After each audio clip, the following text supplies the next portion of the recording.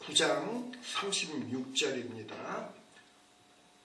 이제 그 세 개의 기적 트리오가 끝나고 이제 여기서부터는 이제 뭐가 되는 거냐? 우리 5, 6, 7장에서는 제자 훈련을 말씀으로 산상수훈과 같은 말씀 교육이었고 또 5, 6, 7, 8장, 9장은 예수님이 친히 사역을 하시면서 사역을 통해서 제자 훈련을 시킨 거예요. 자, 이렇게 제자 훈련을 시켰으면 이제 제자를 파송해야 될 거 아니야. 그래서 요 9장 36절에서부터는 이제 제자 파송에 관계된 내용들이 나오게 된다. 우리가 보통 제자를 교육시켜서 파송한다라는 거를 보통 선교 뭐 이런 얘기를 할 수 있죠. 이제 그거랑 관련된 얘기예요. 이제 주님의 제자 파송에 관련된 내용입니다. 근데 이제 파송돼서 가는 제자들이 해야 될 필수적인 것들이 좀 있어요. 그게 뭐냐면 첫 번째는 그래서 이런 걸 보통 선교 명령의 필수 5가지인데 첫 번째는 뭐냐? 봐야 돼.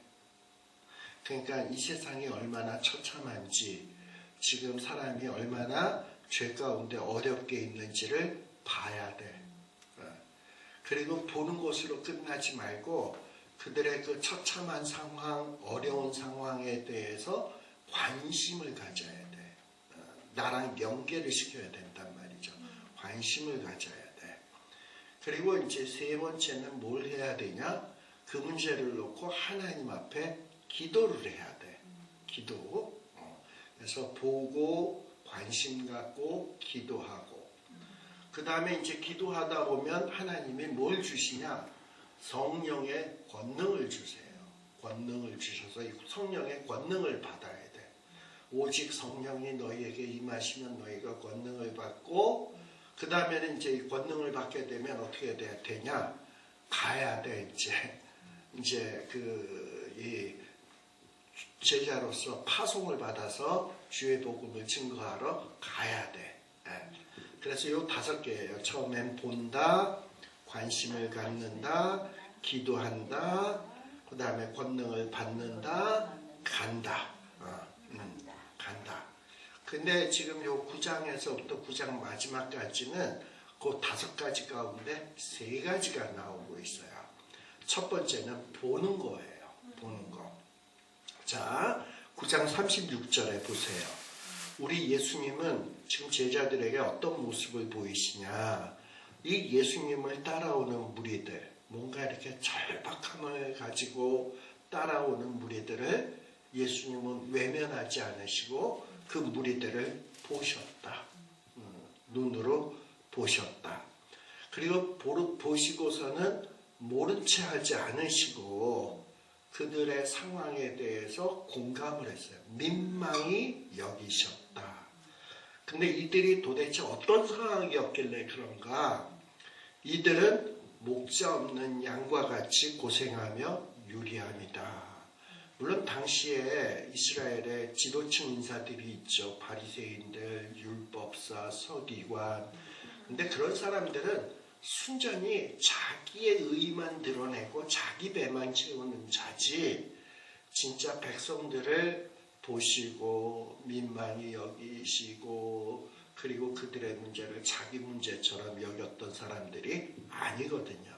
근데 예수님은 이런 자들과는 다르게 자기를 따르는 절박한 사람들을 보시고 진심으로 민망히 여기시고 그리고 저들이 목자 없는 양같이 유리하고 방황하는 것을 정말 안타까워했다. 그래서 우리가 선교를 하거나 전도를 하는 데 있어서 가장 결정적인 동기가 뭐가 되어야 되냐? 정말 이 세상을 바라보면서 일단 이 세상이 얼마나 험악한가를 봐야 돼. 그리고 그거에 대해서 안타까움이 있어야 돼요. 근데 오늘날에 뭐 이런 성도들이나 교회에 오래 다닌 사람들도 뭐 보면은 정말 이 세상에 죄 가운데서 허우적거리는 사람들을 보면서 자기 문제처럼 여기고 안타까워하고 속상해하는 사람이 많은가? 그냥 자기 하나 잘 먹고 잘 사는데 그 급에서 살아가잖아요. 근데 이런 선교를 하고 주의 복음을 증거하는 사람은 뭐 이런 제3세계 또 우리 주변에 있는 아직도 예수 믿지 않는 사람들 이런 사람들을 보면서 불쌍히 여기는 이런 마음들이 있어야 된다고. 근데 이런 마음들을 우리가 가져야 되는데 이런 마음들이 많이들 없다라는 거예요. 또 예수님도 어떠했냐? 보시고 민망히 여기셨다. 그래서 이 세상에 대해서 오늘날 교회나 성도들도 관심을 좀 가져야 돼요. 이게 우리 문제다 라는 관심을 가져야 돼요. 그리고서는 이제 세 번째는 뭐냐? 여기 9장 37절 38절에 보면 우리 예수님께서는 제자들에게 뭐라고 얘기하냐? 추수할 것은 많은데 이 추수해야 될 일은 많은데 일꾼이 참 적다라는 거예요. 그러면서 제자들에게 뭐라고 얘기하냐? 너희들 추수하는 주인에게 청하여. 여기서 추수하는 주인은 하나님이겠죠? 하나님이여 추수할 일꾼들을 보내주소서 하라라고 제자들에게 이야기를 하고 있습니다. 그래서 이 추수하는 주인이 수확하는 곳에 이 수확해야 될 곳에 추수할 일꾼들을 보내어 주시도록 기도하는 것은 굉장히 중요해요. 우리가 주인이 아니야. 우리는 기도하라는 요청을 받은 거예요. 네. 자, 그래서 우리가 이제 기도를 해야 되는데 우리 이사야서에 보면 이사야서 6장 8절에 보면 이런 기도가 있어요. 6장 8절에 보면 내가 여기 있사오니 나를 보내소서. 지금 때 여기에 보면 추수할 주인에게 추수할 일꾼을 보내주소서 하라. 이러니까는 우리는 보통 어떻게 얘기를 하냐면 내가 여기 있사오니 쟤를 보내소서. 나는 안 가고 쟤를 보내소서 이런 경우가 많단 말이죠. 근데 이제 주님은 여기에서 추수할 주인에게 추수할 일꾼을 보내주소서라고 기도하라는 것이 내가 여기 있사오니 쟤를 보내소서 이렇게 기도하라는 것이 아니라 추수할 거리가 많은데 추수할 주인이시여 그 추수할 일들을 하는데 추수할 일꾼들이 있어야 되는데 내가 그 일꾼으로 사용될 수 있도록 그렇게 기도하라는 거예요. 내가 그 추수하는 일꾼이 되게 해달라고. 쟤를 보내소서가 아니라. 그래서 이 추수하는 일에 내가 좀 보탬이 되게 해주소서라고 기도하라는 거예요. 근데 내가 추수를 해야 되겠는데 나를 가만히 둘러보니까 나는 무지무지 가난한 자야. 그리고 나는 무지무지 죄인이야. 그러니까 어떻게 할 수밖에 없어요? 애통할 수밖에 없지. 그리고 자기를 바라다 보니까 어때? 정말 의라고는 찾아볼 수 없는 의에 줄이고 목마른 자야. 그러면 이제 하나님 앞에 어떻게 해야 되냐? 주여 나를 의에 줄이고 목마른데 나를 배부르게 하여 주옵소서. 내가 이렇게 죄인인데 어떻게 내 죄 문제를 어떻게 사해 주시고 위로해 주옵소서. 이러고 기도를 하다 보면 우리 주님이 채우신다니까. 그래서 우리를 채우시고 우리 주님이 어떻게 하냐? 나를 추수할 일꾼으로 사용하여 주신다라는 겁니다. 네. 그래서 이제 요 9장 요 38절까지는 바로 이렇게 본다, 관심을 갖는다, 민망히 여기셨다. 그 다음에 세 번째는 추수할 일꾼을 보내주소서. 근데 그 추수할 일꾼이 바로 내가 되게 하소서라고 기도하라는 거예요. 자, 그랬더니 지금 제자들에게 그런 기도를 하라고 그랬거든. 그랬더니 10장 1절에서부터 4절에 보면 예수님이 누굴 불렀냐? 12제자를 불렀어요. 이제 12제자를 택하신 거야. 그리고 이 12제자에게 뭘 주셨냐? 권능을 주셨어요. 받으라는 거. 권능을 주신 거야.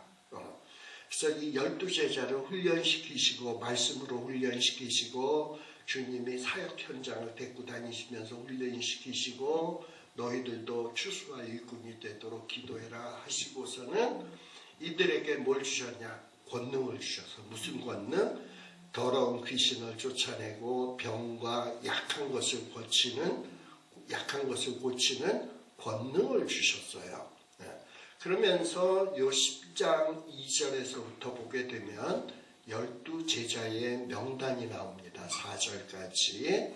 그러면서 베아냐요 빌바 도마야 다시가 첫째 맞아서 제가 얘기했어요. 베아냐요 빌바 도마야 다시가. 자, 그래서 요 12제자의 명단이 나오는데 우리가 이미 다 얘기했다시피 12제자의 거의 대부분은 베드로, 안드레, 야고보, 요한, 빌립, 바돌로메 뭐 이런 대부분의 사람들은 다 어부예요.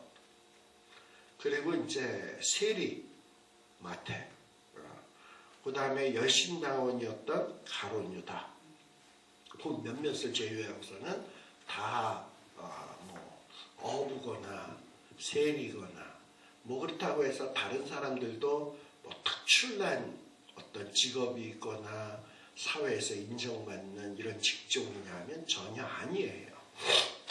근데 우리 예수님은 이 땅에 천국 복음을 확장시키기 위해서 제자들을 택하셨는데 왜 이렇게 하나같이 잘 나가고 세상에서 뛰어난 사람을 택하지 않으시고 뭐 그렇게 내세울 것이 없고 별 볼 일이 없고 그런 사람들을 이렇게 제자로 부르신 걸까?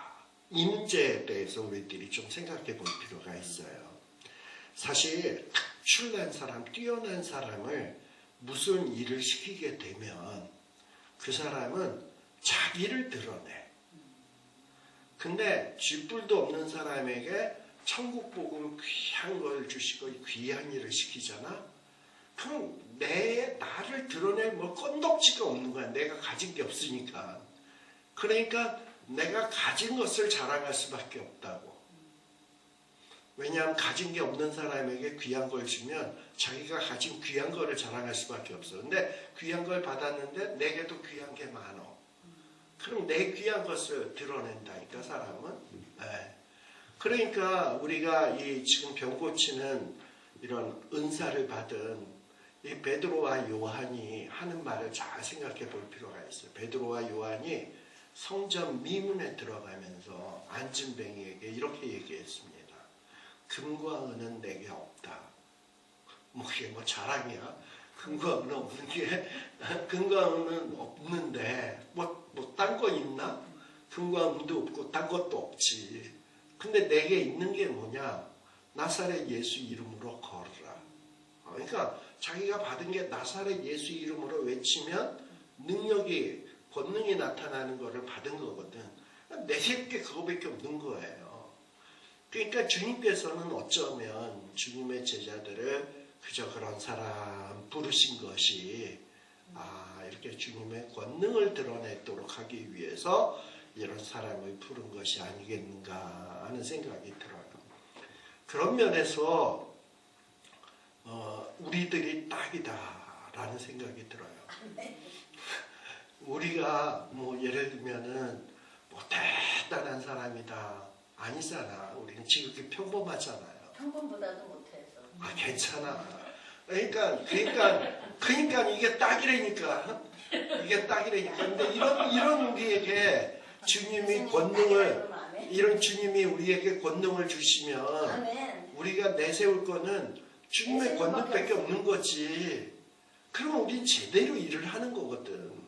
근데 바리새인이나 율법사나 뭐 이런 대단한 사람들에게 뭘 좁숴봐. 이들은 지자랑한다니까. 그러니까 우리는 이제 이런 기도를 해야 돼요. 이 세상에 우리도 주님처럼 이 세상을 봐야 돼. 이 세상을 바라보면서 정말 휴수할 것이 참 많구나. 정말 주의 복음을 위해서 해야 될 일이 참 많구나라는 게 눈에 보여야 돼. 그리고 눈에 보이고 그런 어떤 지금 추수해야 될 대상들이 지금 얼마나 민망한 상태에 있는지도 느껴져야 돼.